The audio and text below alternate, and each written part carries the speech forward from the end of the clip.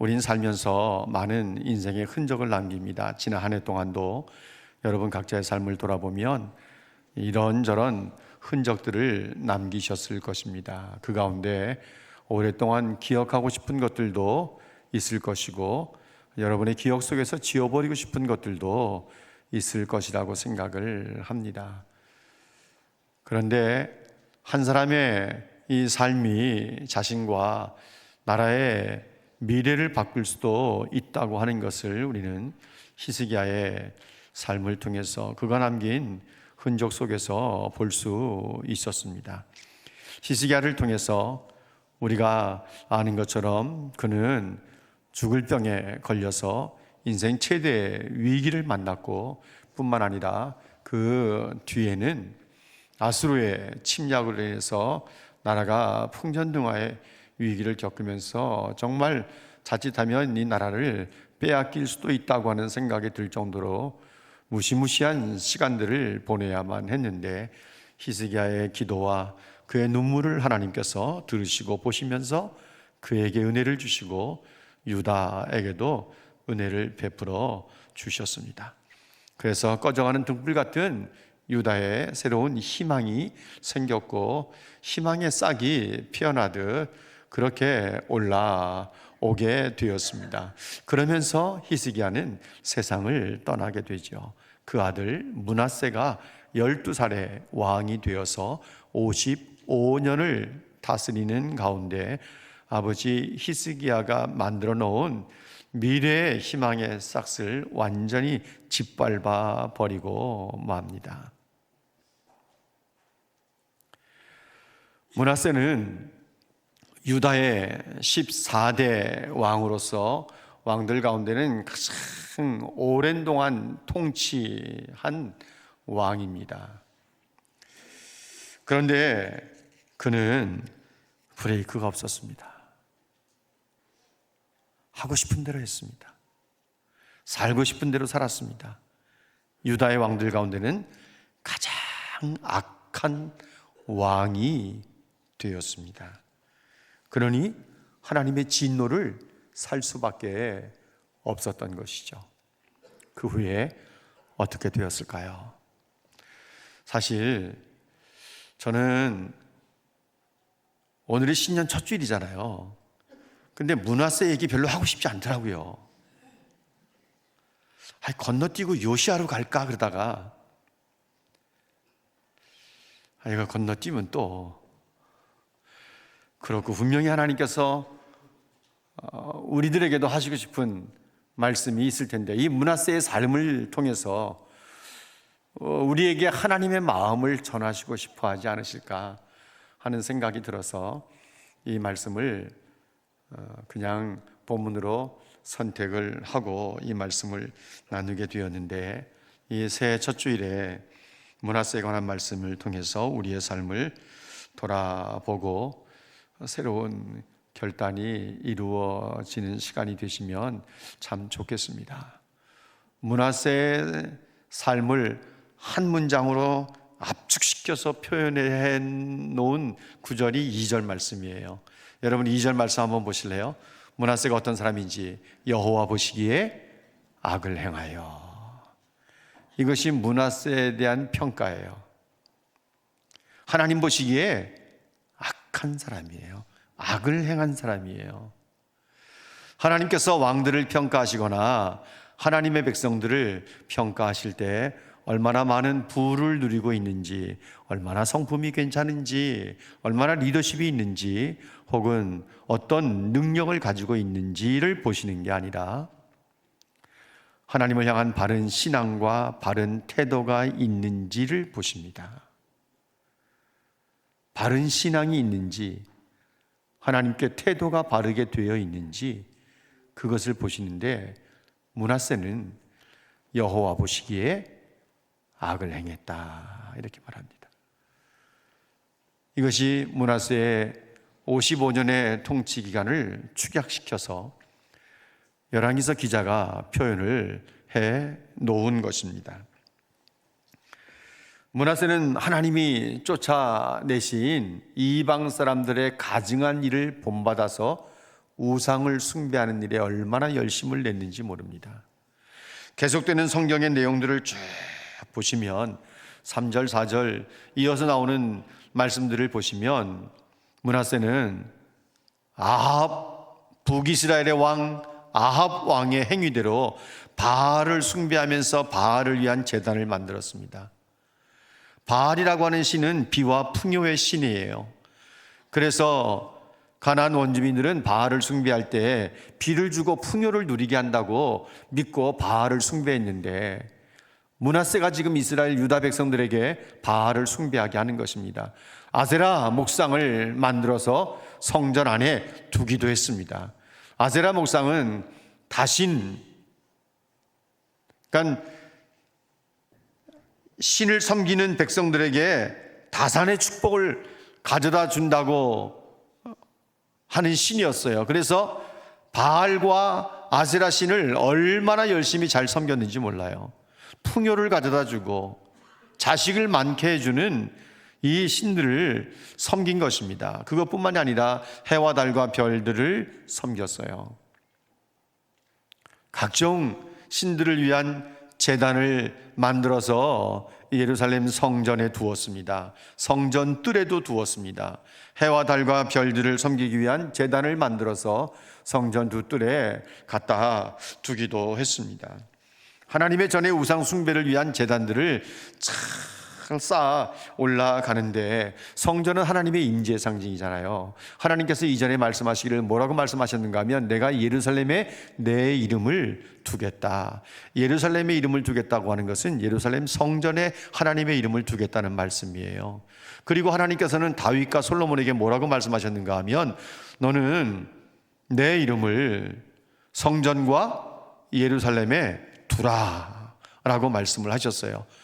하나님의 이름을 두는 성전에 이 므낫세, 다윗의 후손인 므낫세는 온갖 우상을 섬기기 위한 제단을 만들어서 두었고, 아세라 목상을 만들어 성전 안에 갖다 두면서 우상을 숭배하기 시작했던 것입니다. 그러니 하나님께서 이 일들을 볼 때, 이 모습들을 볼 때 얼마나 마음이 아프고 힘들었겠습니까? 우상을 만들고 우상을 숭배하기 위한 제단을 만들고 아세라 목상을 성전 안에 둔다고 하는 것은 백성들로 하여금 하나님 숭배하는 것을, 섬기는 것을 포기하고 우상을 숭배하는 말과 똑같은 것이거든요. 그것뿐만이 아니에요. 므낫세는요, 오늘 7절, 6절, 7절 계속해서 이어지는 말씀을 보시면, 여러분 6절 말씀을 좀 보세요. 자기 아들을 불 가운데로 지나가게 했어요. 자기 아들을 불 가운데 지나가게 하는 거예요. 그것은 암몬 자손들이 섬기는 몰렉, 밀곰이라고 하는 신인데, 이 신은 전쟁과 재난을 피하게 해주는 신이라고 믿었어요. 그래서 이 신을 숭배하면 전쟁을 피하게 되고 재난을 피하게 된다고 그렇게 알고 이 신을 섬기는데, 이 몰렉 신이 가장 좋아하는 제물이 뭔가 하면 사람이에요. 그래서 암몬 사람들은 자식을 불 가운데 지나가게 하는 거예요. 불 가운데 지나가게 한다는 것은 불로 태워 죽여 제사를 드리는 거죠. 그런데 므낫세 왕이, 하나님을 섬겨야 할 유다의 하나님의 백성들의 왕 므낫세가 아들을, 왕자를 불 가운데 지나가게 한 거예요. 불로 태워 몰렉신을 숭배하는 거예요. 그것뿐만이 아니에요.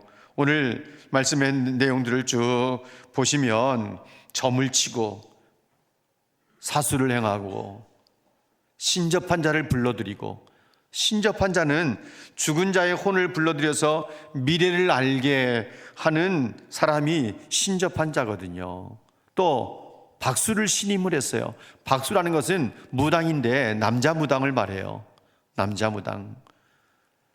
그러니까 신접한 자를 불러드리기도 하고 박수를 불러드리기도 하면서, 왜냐하면 하나님보다 죽은 자의 영혼을 불러들여서 미래를 점치는 이 신접한 자를 더 신임하고 박수 무당을 더 신임을 했던 것이죠. 그러니 이들을 의지하면서 나라의 앞날을 물어보고 점을 치고 하니 나라가 어떻게 되겠습니까? 하나님께서는 우상 숭배와 미신들을 아주 단호하게 처리할 것을 말씀을 하셨거든요. 출애굽기 22장 18절 말씀을 한번 보십시오. 뭐라고 말씀하셨는지. 너는 무당을 살려두지 말라 그랬어요. 무당들을 살려두지 말아라. 무당을 죽여버리라는 거죠. 또 레위기 23장 19장 26절 말씀을 좀 보세요.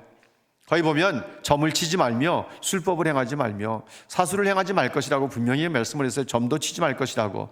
심심풀이 땅콩으로 토라점, 무슨 점을 친다, 뭐 화투로 점을 친다, 타투, 뭐 여러 가지 어떤 그 길거리에서 유행하고 있는 많은 점집에 들어가서 그냥 심심풀이로 한다 하는 생각을 가지고 한다 하더라도 하나님 기뻐하시는 일이 아닌 거예요. 타로점도 뭐 그게 무슨 유익이 있다고요. 그런데 많은 사람들이, 젊은이들이 그곳에 들어가서 점을 칩니다.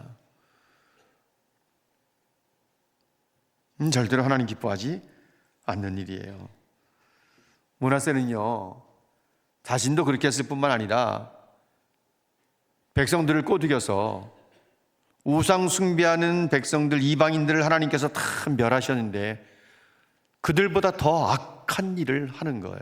하나님의 백성들이라고 하는 사람들이 이방 백성들보다 더 악한 일을 하는 거예요. 그래서 9절 말씀을 한번 보십시오.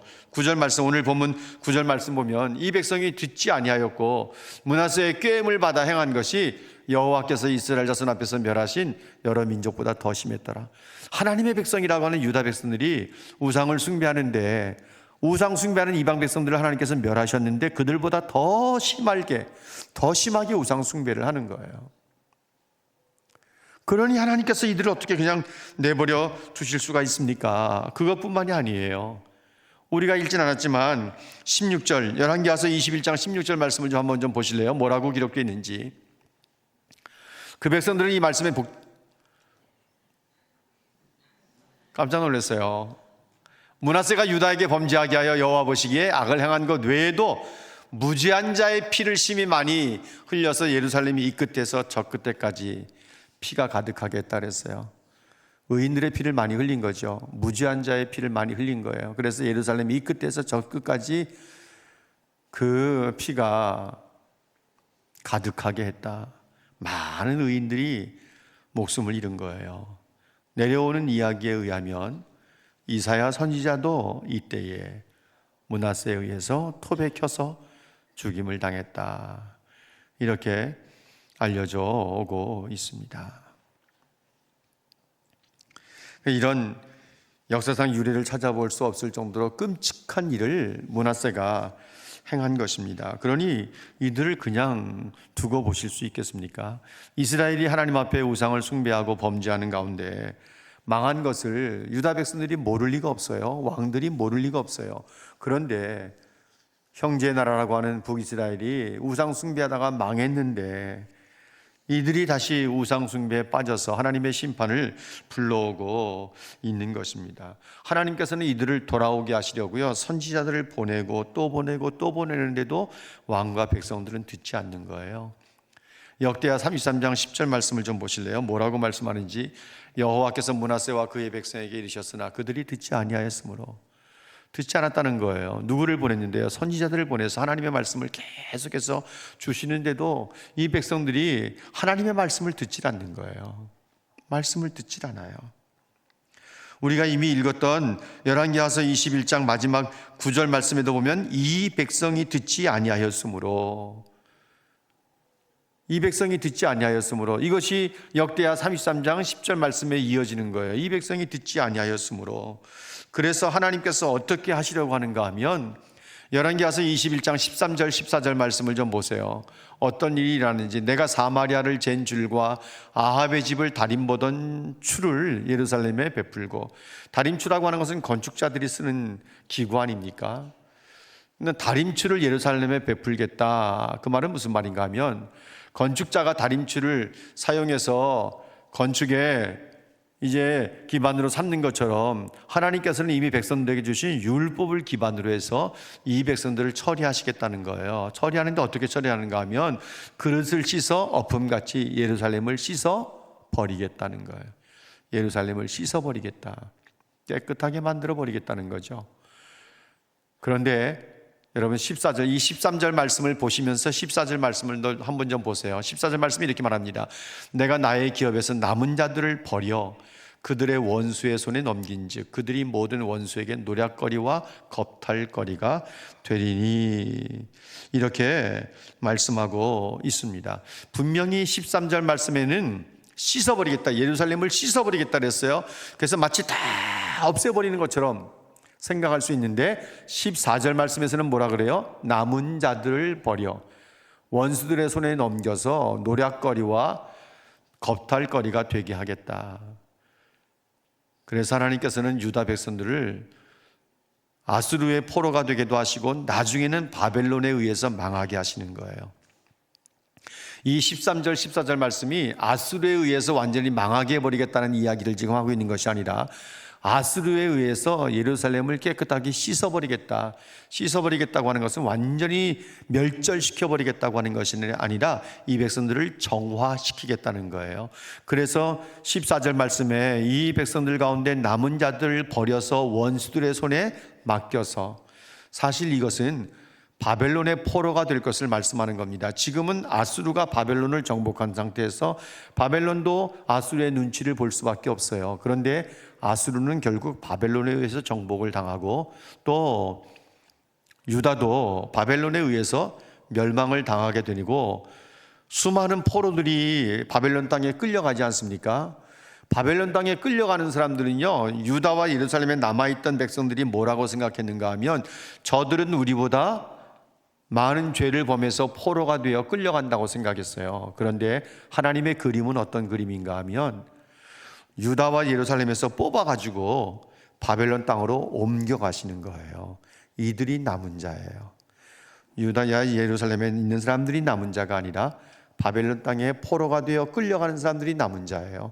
그래서 그들을 70년 동안 그 속에서 포로 생활하게 내버려 두시다가 페르시아의 고레스 왕의 칙령에 의해서 자유를 얻어 스룹바벨을 중심으로 해서 5만 명의 사람들이 예루살렘으로 돌아오게 되고, 그리고 두 번째로는 누구를 중심으로 해서 돌아옵니까?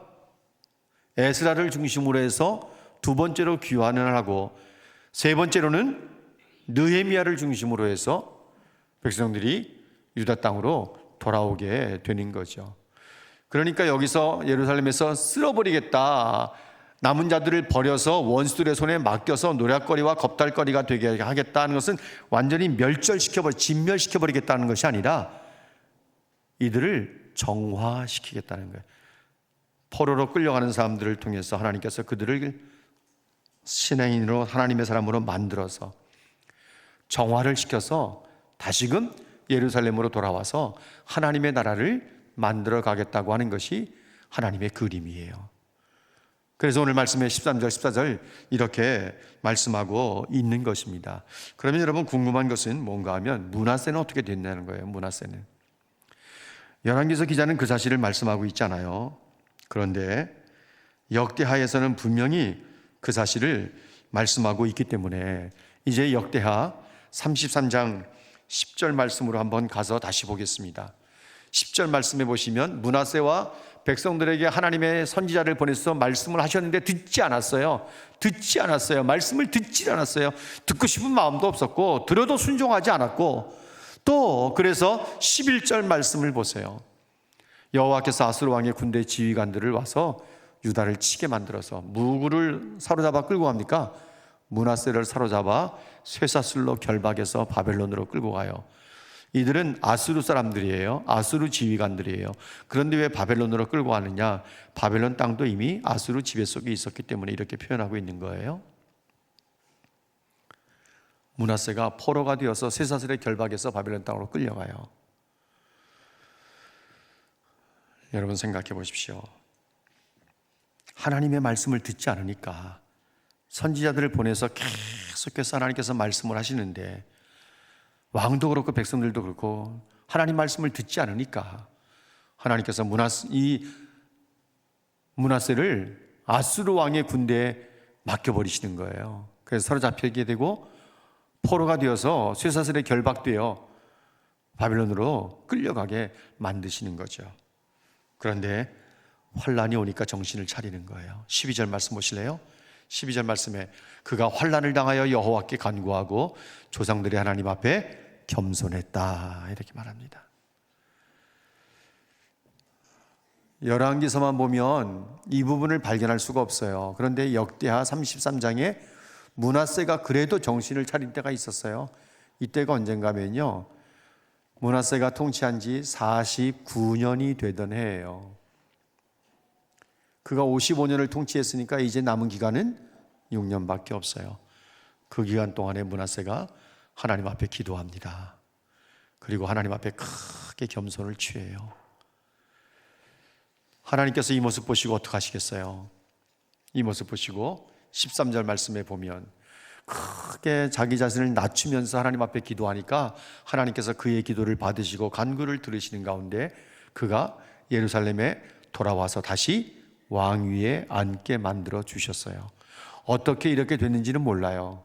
성경이 그 사실을 말씀하고 있지 않기 때문에.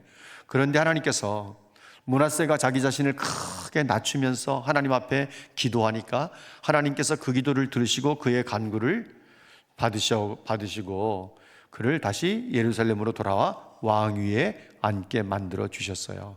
그제서야, 같이 읽을까요? 그제서야 여호와께서 하나님이신 줄을 알았더라. 그래서 제가 이 말씀을 보면서 오늘 말씀의 제목을 조금 일찍 하나님을 알았더라면 이렇게 잡은 거예요.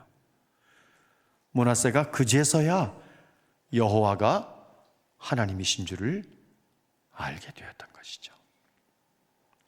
조금 일찍 알았더라면 자기도 덜 고생하고 백성들도 고생하지 않을 수 있었을 텐데, 조금 일찍 하나님을 알고 아니 선지자들을 보내서 말씀하실 때만이라도 하나님의 말씀을 들었더라면 더 나아지지 않았을까요? 므낫세가 환난을 당할 때 그가 쇠사슬에 결박된 채로 하나님 앞에 기도하는데, 그리고 자기 자신을 크게 낮추면서 하나님 앞에 기도하는 모습을 보시면서 하나님께서 얼마나 좋아하셨을까요? 정말 좋아하셨을 거라고 생각합니다. 여러분, 지난 1년 동안에 여러분의 신앙생활의 모습을 한번 쭉 돌아보실래요? 우리 각자를 향하신, 금년에 우리 각자를 향하신 하나님의 마음은 어떠실까요? 우리가 어떻게 신앙생활 하기를 원하실까요? 우리의 예배생활 어떻게 하기를 원하실까요? 우리의 성경 읽기, 성경을 묵상하고 암송하고 마음에 새겨두는 것에 대해서 하나님께서는 우리가 어떻게 하기를 원하실까요? 선지자들을 보내서 말씀을 전해도 들으려고 하지 아니하고 듣지 않았던 이 므낫세 왕과 유다 백성들,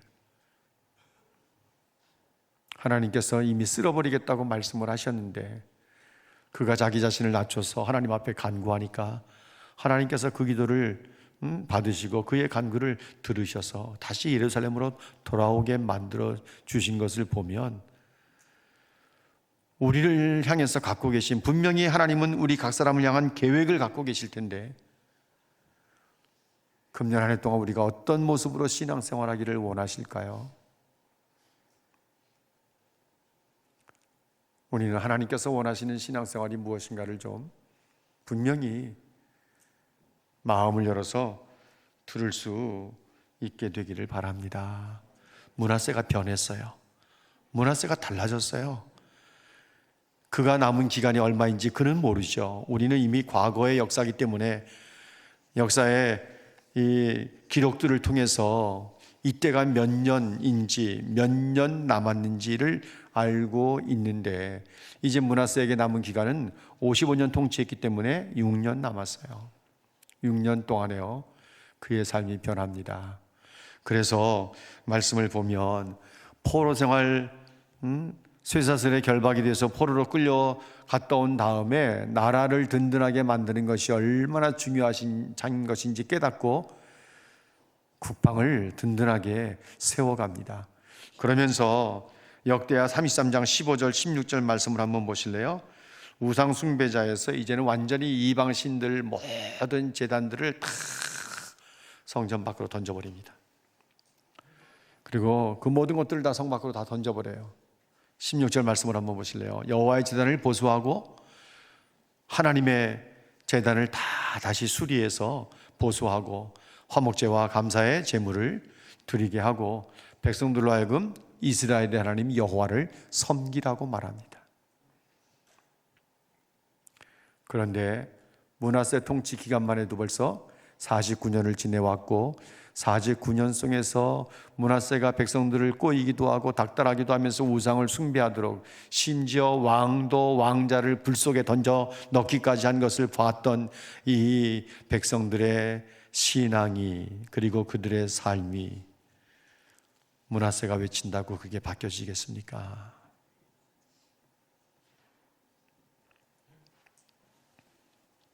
그래서 아쉬움이 있는 거예요. 므낫세가 좀 더 일찍 하나님을 알았더라면. 그런데 보실래요? 역대하 33장 23절 말씀을 좀 보세요. 므낫세가 세상을 떠나고요, 그 아들 아몬이라고 하는 자가 왕위를 이어받았습니다. 그가 왕이 되었는데 그래도 그의 아버지 므낫세는 스스로 겸손함 같이 자기를 여호와 앞에서 낮췄어요. 그 아들 아몬은요, 하나님 앞에서 낮추지 않아요. 아버지보다 더 범죄했다. 그래서 그는 신하들에 의해서 암살을 당합니다. 왕에 있는 지 2년 만에 아몬 왕은 죽임을 당해요. 그리고 그 뒤에 히스기야를 능가하는 요시야라고 하는 왕이 등장을 하게 되는 거죠. 사랑하는 여러분, 하나님께서는 다윗에게 언약한 것이 있었기 때문에 너희 집안의 등불을 내가 끄지 않겠다. 내가 다윗의 이 자손들을 보호하겠다고 하나님께서 다윗에게 언약하신 내용들이 있기 때문에 므낫세가 이렇게 무서운 죄를 범하는데도 불구하고 단번에 처리하지 않으시고 하나님께서는 쓸어버리겠다고 씻어버리겠다고 말씀하시면서 남은 자들은 원수들의 손에 넘겨서 노략거리와 약탈 우리가 되게 하겠다고 분명히 말하지 않았습니까? 이 하나님의 마음을 우리가 므낫세의 삶을 보면서 얼마나 아파하셨을까. 다윗과의 언약은 지켜야 되겠는데 므낫세의 삶을 보면 당장의 진노를 해야 될 것 같고, 그래서 므낫세가 조금 일찍 하나님을 알았더라면 얼마나 다행스러운 일들이 일어났을까 하는 생각을 해보게 됩니다. 여러분, 지금 우리가 일상의 삶을 살아가면서 하나님을 의식하지 않고 살며 내가 행하는 모든 것들이 내게 어떤 나쁜 결과를 가져다 주지 않는 것 같은 생각이 든다고 하면 그것은 정말 큰 착각이에요. 하나님께서 참으시는 거예요. 하나님께서 기다리시는 거예요. 그리고요, 하나님의 진노는 이렇게 쌓아간다는 거 아세요? 단번에 처리하지 않으시고 하나님의 진노는 쌓아가는 것입니다. 그리고 때가 되면 하나님께서 손을 대시는 거죠. 우리가 하나님을 안다고 하면서 우리가 하나님을 섬긴다고 하는 것이 주일에 한번 와서 예배드린 것이 전부가 아닙니다. 우린 분명히 알아야 합니다. 하나님이 원하는 삶을 살지 않는다면 하나님의 자녀가 되었다 하더라도 하나님의 징계의 손을 피하기 힘들 수 있습니다. 우리는 한 해를 넘기고 새해를 맞는 달력을 넘겼습니다마는 우리 눈앞에 현실은 그렇게 녹록지 않습니다. 정치, 경제, 사회, 종교, 교회나 성도들의 모습이나 그렇게 다 하나님이 원하시는 쪽에 서 있는 것은 아닌 것 같습니다.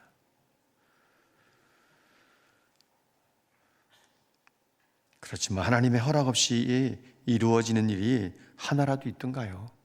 하나님의 허락 없이 되어지는 것은 하나도 없답니다. 하나님의 주권 속에 우리의 삶 속에 불어닥치는 큰 풍랑이 있다 하더라도 우리 인생을 그 풍랑에 싣고 우리 하나님께 맡기고 그 바람을 타고 올라가시면 참 좋겠습니다. 하나님을 안다는 것은 그분을 신뢰하는 것이고, 하나님을 안다는 것은 또 그분의 말씀을 아는 것이고, 그분의 말씀에 순종하는 것을 말하는 것이기도 합니다. 여러분, 분명히 생각해 보십시오. 하나님을 알고 계십니까? 그렇다면 두려워하지 말아라. 내가 너와 함께한다 하시는 이 말씀을 붙잡으시고 주님 안에서 넉넉히 이겨내는 삶을 살아내는 하나님의 백성들이 되시기를 주님의 이름으로 축복합니다.